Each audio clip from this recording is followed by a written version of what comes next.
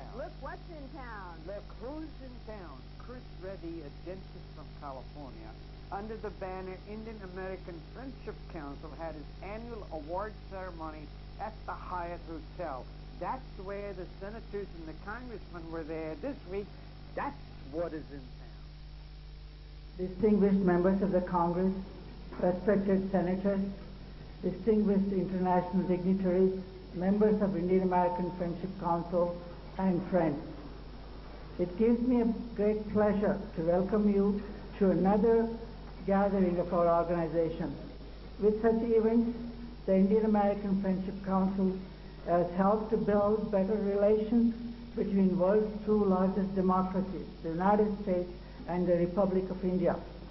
We have worked for a greater cooperation between the two great countries by establishing meaningful dialogue with our elected representatives on an annual basis and in different forums and different political discussions.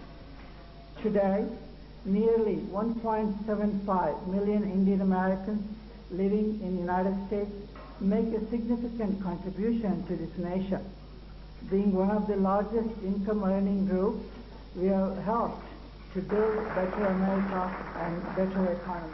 I want to thank President Reddy and welcome the Indian American Friendship Council, all of you, to Washington and to Capitol Hill once again. We look forward to always discussing how best we can strengthen our ties between India and our own nation, and to learn about the special concerns that Indian Americans have for their home country. Americans and Indians in both of our governments share important principles that form the basis of our two societies, and our governments are dedicated to the protection of the rule of law, to democracy, and to freedom of religion, and our citizens' fervent faith in those core values are what brings our two people so closely together. We have yet again delivered this group of members of Congress in a bipartisan fashion, Democrats and Republicans alike. One of the few things we agree upon all the time with overwhelming majorities in both parties is that our relationship with India must be strong and must be better. Yet another victory as we defeated Mr. Dan Burton's amendment, which he offers each and every year, which we have termed as India bashing. As a matter of fact, so decisive have been our victories over the last few years that Mr. Burton offered his amendment and then retreated on the floor of the House. And this is from President Clinton's trip, and the quote is from him speaking in the Indian Parliament. Virtually every challenge humanity knows can be found here in India, and every solution to every challenge can be found here as well. Confidence in democracy, tolerance for diversity, and a willingness to embrace differences. It is evenings such as this one that I find the most pleasurable of my tenure here. I must say that the most rewarding feature of my 4 years or so of tenure here has been what I have seen at the ground level growing in a very natural fashion, and that is the impact that the Indian-American community flourishing in this great country has had in every walk of life, and what a great beneficial impact it has had on India-US relations. I think the most visible symbol of that achievement was at the time of the visit of the Honorable President to India, where he made a point of not only taking some very distinguished members of Congress along with him, but he was also accompanied by many Indian Americans, a gesture that was highly appreciated in India. And I need not dwell on it. You all have seen it on television. Everybody has talked about it, most of all the President himself. In fact, I remember when he arrived in India, the first thing he told me that, Mr. Ambassador, I gave you an excuse to visit your hometown. And I said, well, that would make it the most glorious homecoming. But at the end of it, when he was leaving from Bombay airport, he wanted to elicit my views as to how it went. I said, it went exceedingly well, extremely well, but you did 99% of the work yourself. And that is actually the great achievement of the visit, the manner in which the goodwill and growing his interest in development of India, he was able to reflect to the Indian people. And I think that will be a very lasting contribution that has been made from the visit.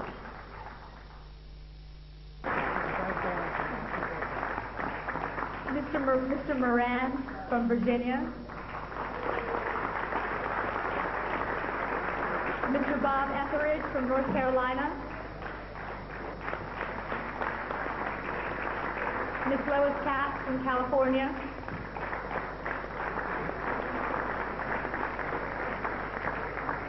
The Honorable Carl Inderfer, Assistant Secretary of State, South Asian Affairs. Mr. Ken Calvert, California. Mr. Benjamin Gilman, New York. Mr. Javier Becerra, California. Mr. Jayapal Reddy, Member of Parliament, Andhra Pradesh. Mr. Sam Gagin, Connecticut. Mr. Brad Sherman, California. Mr. Joe Crowley, New York City. Mr. Brian Baird, Washington.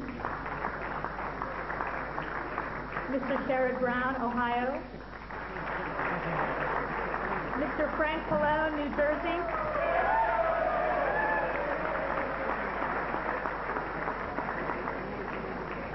Mr. Paul Sarbanes, Senator from Maryland. Mr. Rush Holt, New Jersey.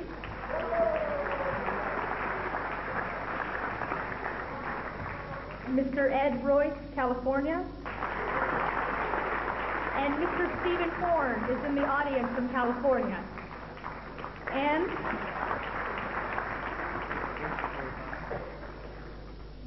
the Indian Embassy's DCM, Mr. T.P. Srinivasan.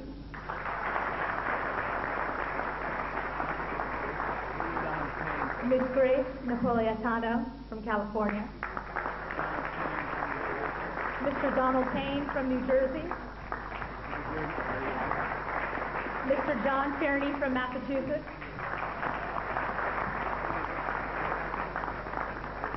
And Mr. Ackerman, Chair of the India Caucus, New York City.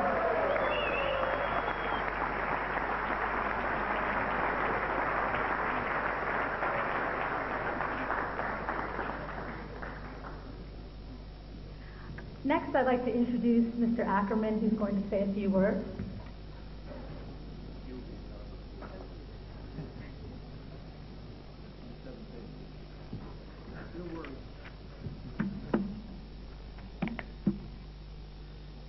Thank you very much for the introduction, and thank you for placing garlands upon all of our friends here. I feel like we're in a garden.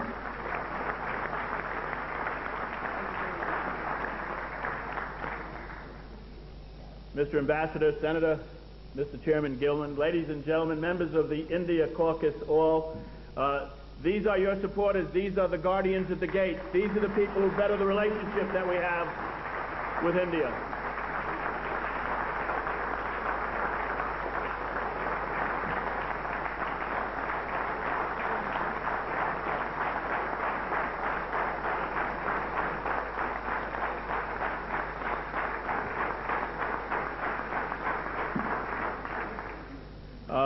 I was told that I was going to say a few words. I have here actually a 21-page speech.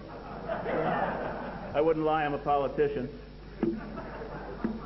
I'll skip over that and make a few points if I may. My colleagues appreciate that. We have yet again delivered, this group of members of Congress, in a bipartisan fashion, Democrats and Republicans alike. One of the few things we agree upon all the time with overwhelming majorities in both parties is that our relationship with India must be strong and must be better.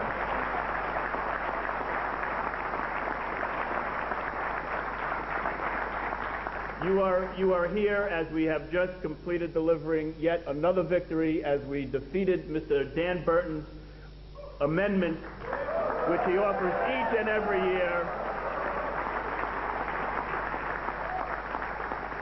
which we have termed as India bashing. As a matter of fact, so decisive have been our victories over the last few years that Mr. Burton offered his amendment and then retreated on the floor of the House, deciding not to ask for a vote and not embarrass himself and the few forces that he has remaining that agree with him. And I think that you owe the people here all of the encouragement for delivering that victory, and we owe you a debt of gratitude for educating us and the American Congress and the American people as to the importance of this issue and the relationship.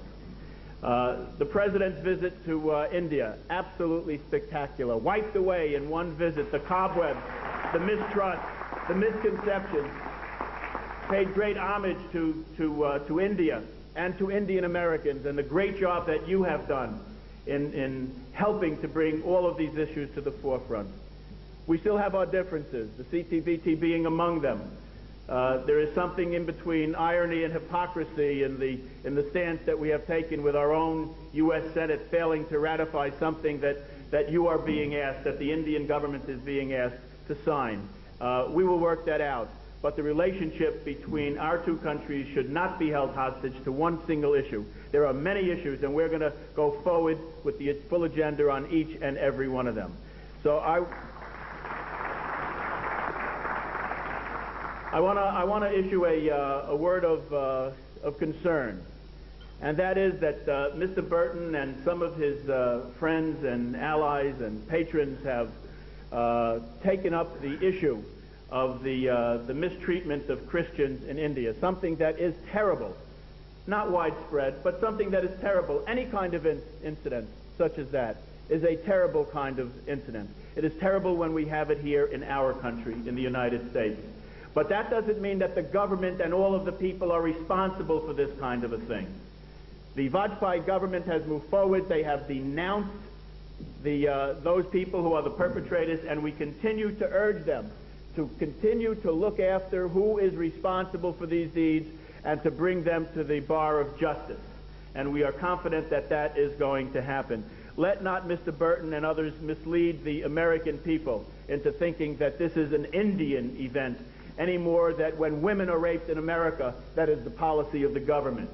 That when churches are burned in America, that it is the policy of the government.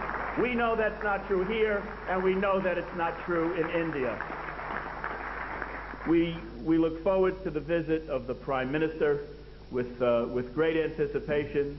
We are hopeful that he will be invited to address a joint session of the Congress and the Senate. And I think I've summarized my 21 pages in as brief a fashion as I, at least, am capable of. Jai Hind, God bless America.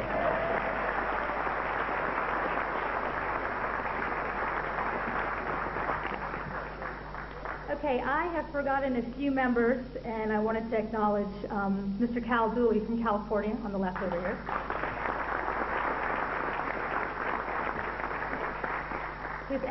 His Excellency, Mr. Ben David, Ambassador of Israel.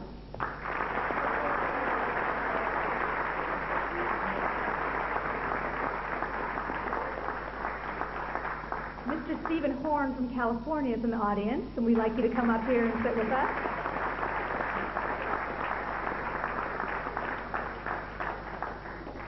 Congressman David Wu from Oregon, sitting behind me.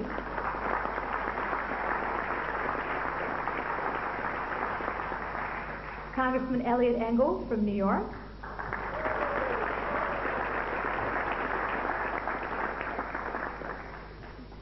Congressman Jay Inslee from